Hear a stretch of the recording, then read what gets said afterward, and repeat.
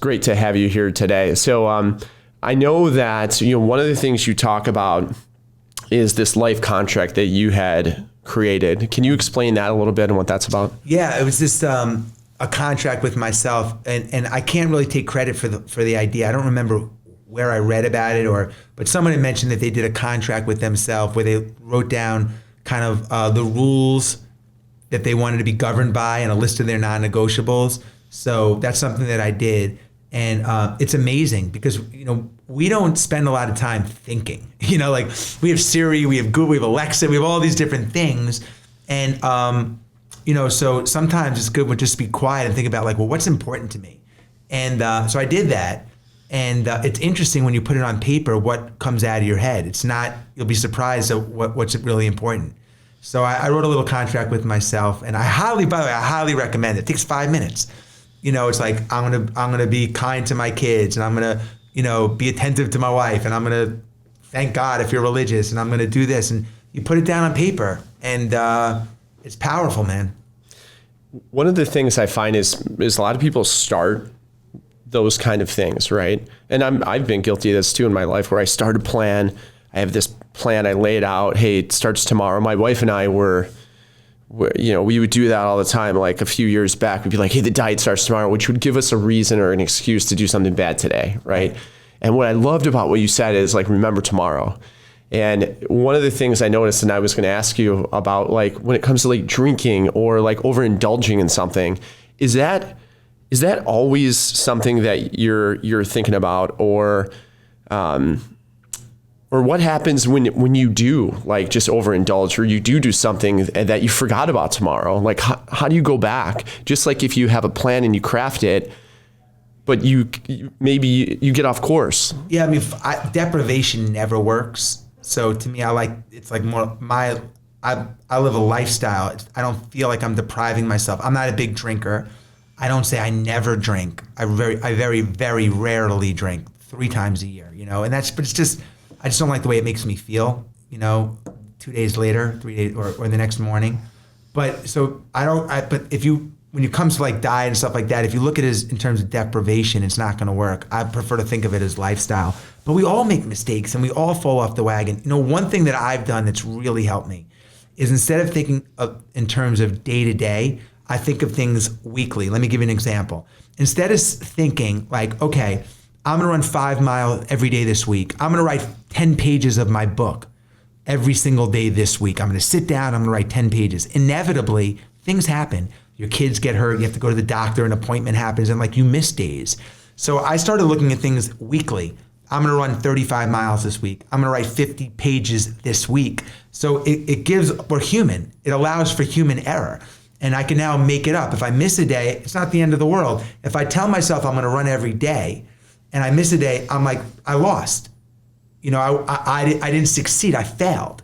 And if I give myself that leeway, because I didn't run yesterday or today, I do have a weekly goal, I'm just gonna pick it up the next 2 or 3 days.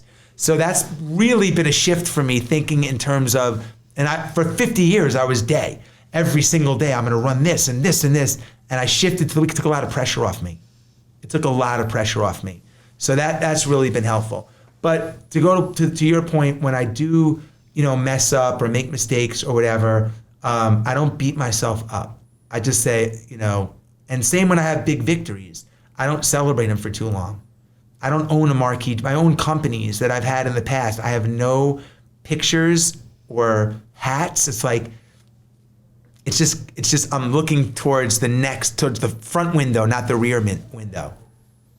That makes a lot of sense. And I think that's a great point to think about things in weeks, because you do kind of beat yourself up. But one of the things I realized lately, on my kind of fitness journey, is that I did start tracking calories, because I felt like I needed to understand like what I was putting in my body, because sometimes if you don't track it and you don't measure it, you don't have a baseline.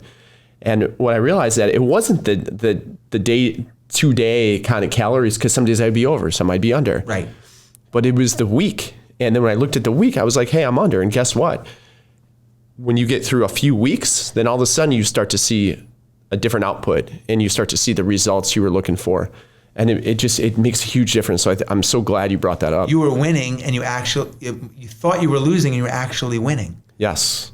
Exactly.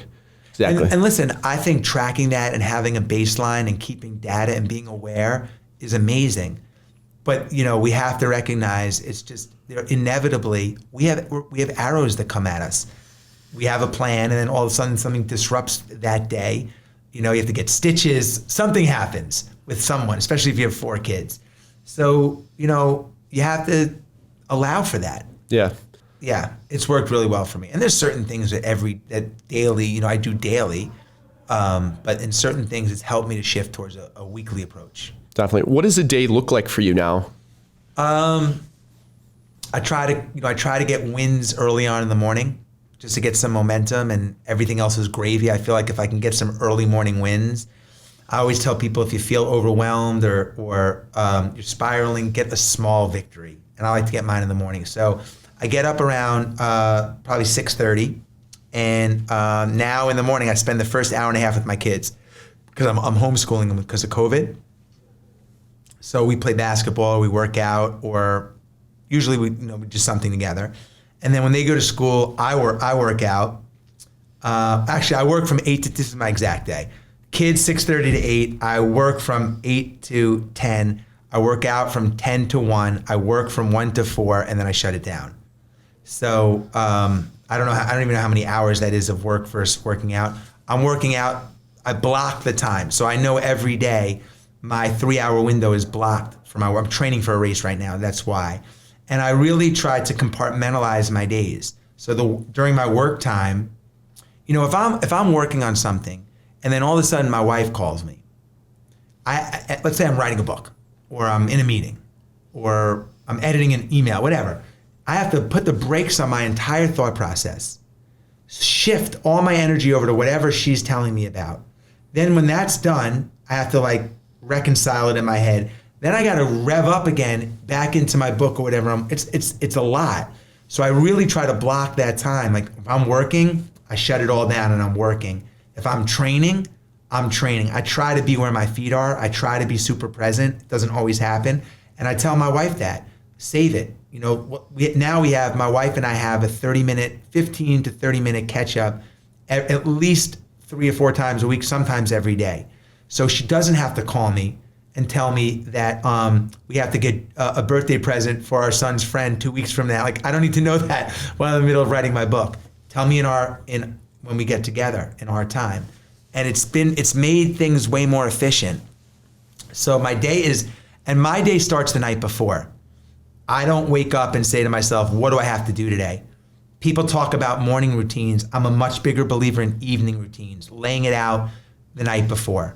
And we're recording this right now. It's late, but when I get home, when I get back to the hotel, I'm going to lay out my day for tomorrow, and I'm just going to follow the script. Because the best CEOs in the world have multiple assistants.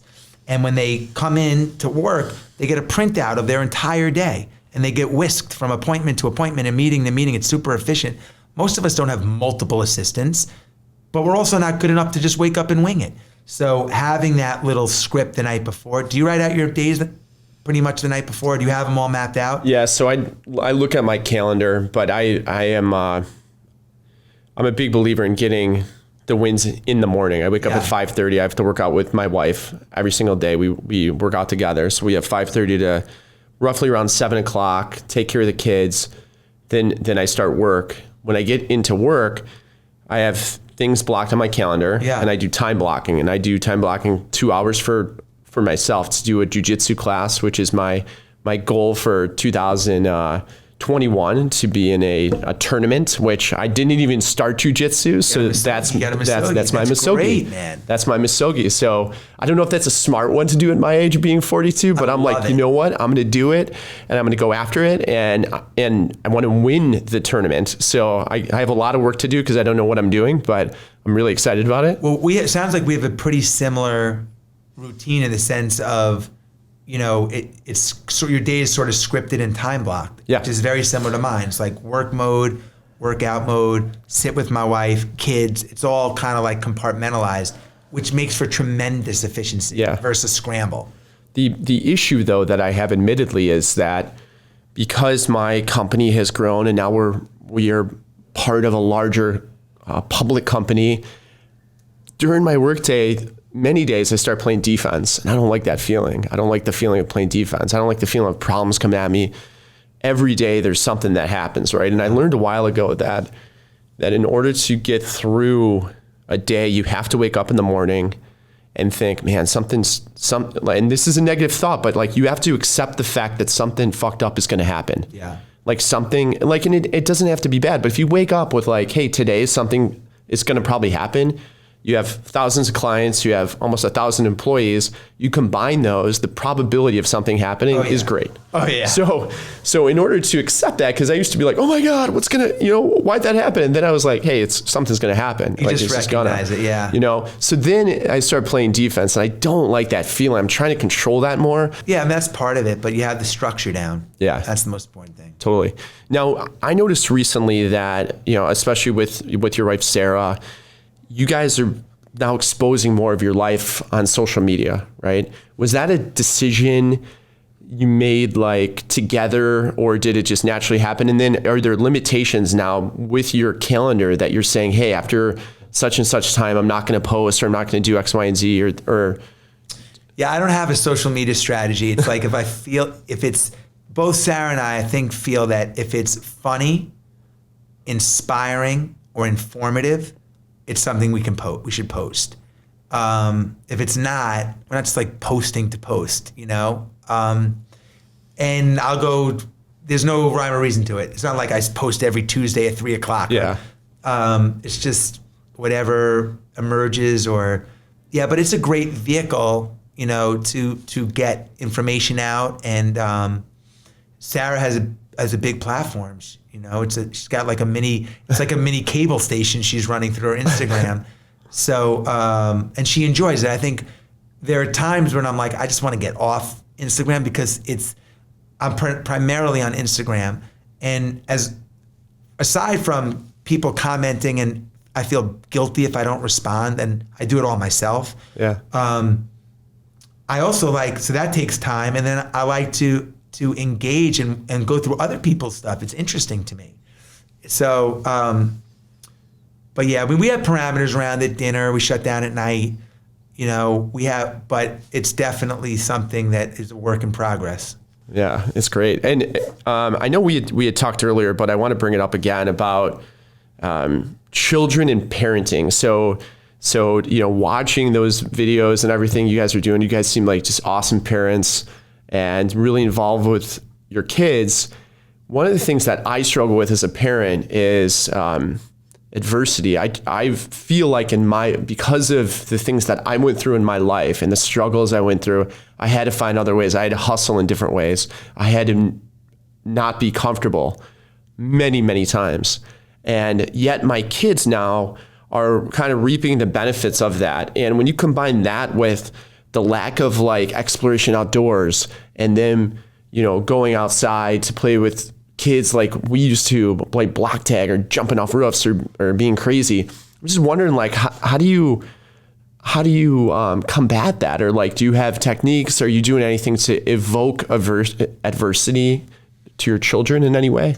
Well, I mean, we talk about a lot of the things that my wife and I do. So if I'm training for a race, we have family dinners. We talk about this stuff, my training, the commitment, what went through my mind. So they're getting a lot of information from both Sarah and I just at dinner and being around, and they see the commitment.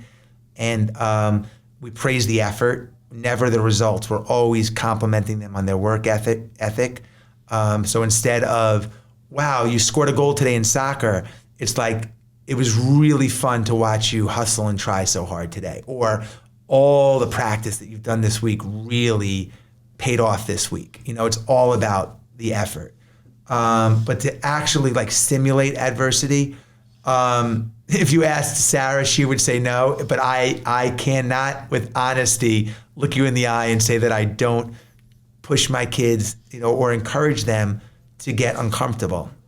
We have a cold plunge. I encourage them to get in. I don't force them. I don't, but I don't prevent them. And you had that story where you took your son too, right? Overnight, and you guys camped. Yeah. In the freezing cold. Yeah. As well. Yeah. When he was 9, we went to Mount Washington in New Hampshire, and we camped out in -5 degree overnight snow. It was amazing. It was still, I don't know, let's see. There's 365 days in a year. So in the last 5 years, from when my son was between 5 and 10, he was on Earth for roughly 1,700 days. How many of those days does he remember? 10, 20? Like how many, seriously, out of 1,700 days, 30 things. This is like the number one memory. It's just such like a thumbprint. And I try to do one of those a year with my kids. Yeah, that's awesome. You've obviously have been very successful in many ventures, Marquis Jet, Coconut Water, the rapping. The list goes on. It's your story's hilarious at the same time, super inspiring. What's next? What's your big goal that you're going after right now? Well, let me just point out, I've also been unsuccessful at many things too. Yeah. Not everything worked and not everything was easy. And I still have things that work and don't work. It's funny because I've been in many different careers, from aviation to beverage to music to this, and now I'm a dad. But I love newness and I love challenges. So I'm enjoying this coaching program. I'm enjoying writing another book. I'm enjoying the speaking. I'm gravitating towards things that just make me feel fulfilled. So, and that changes. It could change. I get excited about something. I might drop something. That's one of the great things about being where I am in my life in my 50s and having built businesses is I really just try to do things. If someone said they wanted me to invest or run or be involved in a tobacco company, I wouldn't, even if it was going to be as big as Google, I wouldn't do it. It doesn't do anything for me. So I get to play in the lanes that's all for the right reasons. And that feels good. Is your next book going to be another Living With book? Well, it's interesting. Right now it's tentatively called Fruit Till Noon. It's a health and wellness book. But it was inspired by my friend Harvey Diamond, who passed away. And while I didn't live with him, I did sort of live with him through the phone. We had weekly calls, almost like Tuesday with Maury. And so I don't know if I'm going to make it a part of the Living With series, but he's a co-author. Although he passed away, he's a co-author of the book. And so I'm working on that right now. Yeah. That's great. And you're Living With the Monks. I highly recommend people check out that book and your stories around that. And I just remember profoundly in that book, the moment where you were kind of alone and for the first time. And I pictured myself where you were, and you're like, all right, guys, what do we do now? And they're like, just wait till tomorrow. And it's like 6 p.m. or something. And you're like, but what do we do until then? And they're like, just sit and think. And you're like 30 seconds into, or like a couple minutes, and you like thought it was like 20 minutes or like 30 minutes had went by already. Right. That's hilarious. Yeah. Because if I was home, I put on ESPN or I put on the news, and there was nothing. And you know how slowly time goes when you're in a 10 by 10 room with just a bed and a light, and it's dark and quiet. I mean, it's freaky, man. And then extend that for 2 weeks. It was not easy. It was not easy. The hardest part about being on a monastery, and I was there with 8 monks that had been there for 50 years, was the isolation. I felt like I was in a world universes away from what was going on. I just felt so disconnected to the hustle. Part of that was good. But part of that was I've grown, I've acclimated to that, to the noises, to the chaos. And when you strip yourself from that, it's not like it's instant relaxation. It's like you freak out. It's the opposite. You think, it's quiet, I'm just going to relax. No, you freak out. Like, someone makes some fucking noise here. Would you guys talk louder? It's weird. And you said it, that I think they watch TV for a half hour a week or something like that. And the TV is centralized. Yeah. There's one TV. One TV. Yeah. It's one channel. It's like, when you're a kid and you have 3 channels, CBS, ABC, and NBC. It was like that. So now when you do these experiences, do you go into them thinking hey, I'm going to do this to write a book? Probably with Goggins, I'm thinking maybe that wasn't the case, but With the monks, was it? Yeah. So with Goggins, no, I wrote the book 5 years after he lived with me. Right. 5 years later. And the Living with the Seal wasn't even about Goggins at first. It was a memoir.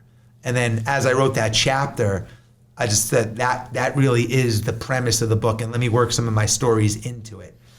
The monks it was always teed up in my head to be a sequel or a series, a Living With series. Got it. So if you had another Living With, aside from the Fruit Till Noon and the Harvey Diamond kind of story and your stories with him, what's another Living With that you're thinking about, or that Sarah. Yeah. With Sarah, just like make it a parenting book, or Wim Hof I thought about before he got big, like where he is now. I never think I don't force that. If I find someone interesting or something, Harvey, interesting or compelling that I would want to live with, but I wouldn't just go live with, someone just to do it. Yeah. Just write a book. Totally. What did you... you don't go to work to make money. Yeah, you go to work absolutely. because you love it, and I was just curious if you were already working on something like that, if there's something else. The Wim Hof breathing compared to other meditation or mindfulness, right? There's tons of apps out there. There's what I would say mindfulness, and then there's Wim Hof, which to me, for me personally, it seems like it's the most effective. Yeah. Type of breathing, because you get results pretty quickly, and just his techniques are, for lack of better words, awesome. Yeah. Do you practice that daily? Is that part of your daily ritual? Yeah. And again, it's one of the things I don't say I would do weekly. Yeah. every day, because I tried to do that and I couldn't, but I just try to do it 3 or 4 times a week. And and sometimes I get 7, sometimes I get 3, but I love it. Because to me, it's breath work and meditation. It checks a lot of the boxes for me. I like the feeling. I really like holding my breath.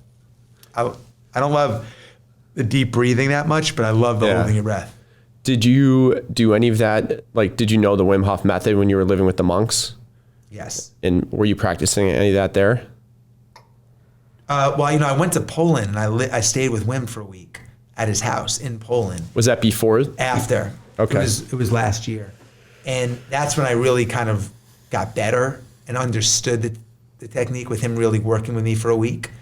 I mean, you don't need that. You could download the app and learn it, but to have the master himself guide you.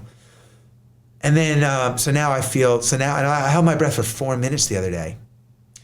When I first did, I made a list of 50 things I wanted to learn and master in my 50s that I never knew how to do. Everything from playing, backgammon and driving a stick shift, which I never learned, to free diving and ballroom dancing and all this stuff. And one of them was free diving. So I got tested to see how long I could hold my breath underwater. And I thought, I've run 100-mile races. I'm gonna be able to hold my breath for 8 minutes, And they put me underwater and I held my breath for 29 seconds. Apparently there's no correlation between fitness and holding your breath underwater. And I freaked out. The sensation of it freaked me out. And now I'm up to 4 minutes. I don't know what I would do underwater, but I think I could get pretty close to that. So it's just about, and here's the thing. I went from 29 seconds in one session. So on my second session, I went from 29 seconds to 3 minutes. Wow. So it just goes to show you how technique and learning can increase your ability, fivefold, sixfold, just by learning the proper technique. It's wild. Think about how more efficient you could be if we knew those techniques in everything. Yeah. That the one place that I thought time stood still was when the first time I went in an ice bath and put my head underwater for 10 seconds. It felt like it was 20 minutes. And I was like, and they were tapping you after 10 seconds. And I'm like, when are they going to tap me? Someone forgot about me. And you're going through all these, things in your mind, like they forgot about me and you're going to drown under here. I couldn't believe that. What were some of the things you learned with Wim that aren't, because I just finished his book. It's awesome. And I'm so glad, the book is filled with a lot of great techniques, but I think it's also an important book for him to prove through the scientific community, like he has a lot of proof points in there, right? And it seems like he's really fighting for Oh yeah. people to understand what he's really doing. Yeah. What are some of the things that you learned out there that wouldn't be in the book? I think just his lifestyle, his attitude. He lives a very simple life, but a full life and fulfilled life. I think he wears it all out there. Everybody knows he loves nature and he loves the cold and he loves experiences. He loves people. So there were no surprises for me. Has his training helped you with the cold weather? 100%. And with running and everything. Yeah, when I practiced it pretty religiously, it's really helped me with my running. That would have been interesting if you had known that technique before Goggins broke that, took a rock and broke the lake open and had you jump in it. Yeah. Well, the key to the cold water is just surrendering. Yeah. His breathing and whatever, that's at the end of the day, you can't fight the cold. You have to you're never going to win. Yeah. So you just surrender. Yeah. And it takes time to learn how to do that. You can't just go in there and be like, I'm going to surrender. You have to just learn how to surrender. Yeah. So who or what inspires you besides, I know Sarah is a huge point of inspiration.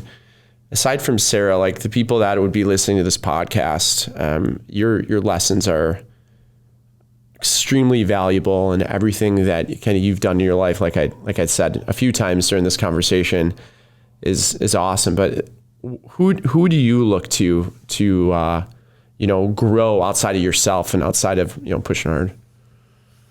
I have a lot of virtual mentors that aren't even famous or known, that I just like the way certain areas of their life they live. And some of them I don't even know. I'll just scroll and I'll see something that inspires me. That's why I like to kind of surf through some of the social stuff. But I get bits. My life is a compilation of other people's systems and methods that I've tried and pulled from this one and pulled from that one. And, they always say, you hear people like surround yourself with like-minded people. I like this. Why? You're going to get the same results. I like to surround myself with interesting people that aren't like me or don't come from the same background that I come from, because that's where I love interesting people. I love people with counter philosophies, Harvey Diamond, Fruit Till Noon, the way David thought, the monks, great entrepreneurs, Wim. All these people, they have a different perspective that they can give me, rather than like what I was taught in Roswell, Long Island, and that I'm a compilation of that. I've taken little bits and thrown others away and kept some and keep adding on nuances, and that's it. So I like putting myself in a position where I can meet really inspiring people. That's kind of the reason why you have a podcast, not just for you, but you introduce people to the world with, and people either believe it or try it and it works, or they don't.